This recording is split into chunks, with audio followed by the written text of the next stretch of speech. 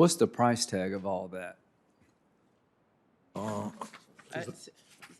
Senator Graham, as you know, a lot of these do have high price tags.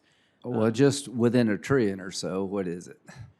It's some very important, You know I'm going to vote for you, but I get it. It's expensive. But I just want to like people back home to know, okay, all that sounds good, but I mean, what does it cost? It sounds good, but I think you have to talk about the details. So when we talk about the global cost of Is things, it fair to say you can't give me a price tag today, but you'll work on it and give me one later? I will work on it. And give me one Also, later? there are some details. I think there are some bipartisan nuggets in those infrastructure packages and others. I'm sure we'll get the opportunity to work on together. Are you worried about a run on our border, southern border, if we keep changing the policies of immigration?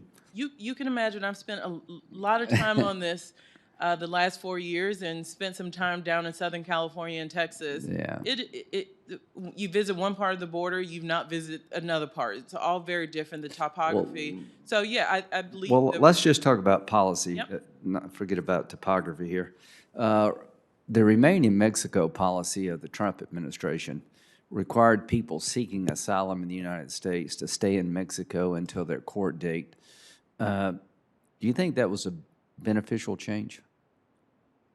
I think there were some side effects that were not, I think, of us as a country, including lack of access to counsel. Frankly, that if you're interested. Well, we're talking about waiting there until your court date. I mean, there's 1.5 million, over 1 million person backlog in the asylum system. Are you concerned that if we go back to the old policy of allowing people to be processed in the United States, released in the United States for a court date years in the future, most don't show up, that will entice more people to come here to seek asylum? Senator Graham, I think the speed in which our immigration system works is a bipartisan one. No one wants an asylum system that takes years and years and years. I think one of the unfortunate side effects of Remain in Mexico is you do take. Do you support changing that policy, eliminating it? Yeah, I do think we need to, and I think as the administration is doing, taking a pause and looking to make sure we have an immigration system that works. They're expecting to be 13,000 unaccompanied minors to hit our border in May. Why do you think the increase?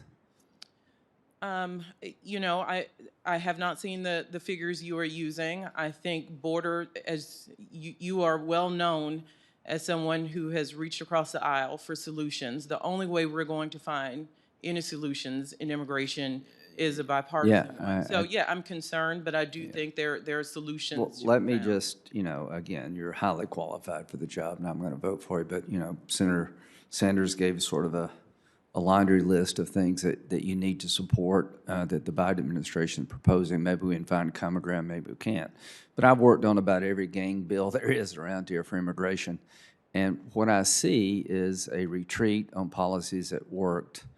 I was in Arizona a couple of weeks ago, and this year versus last year, there's been almost 100% increase in people coming to our border.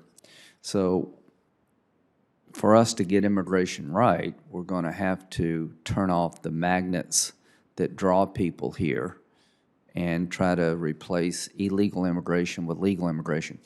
Do you support more work visas, legal work visas for the American economy?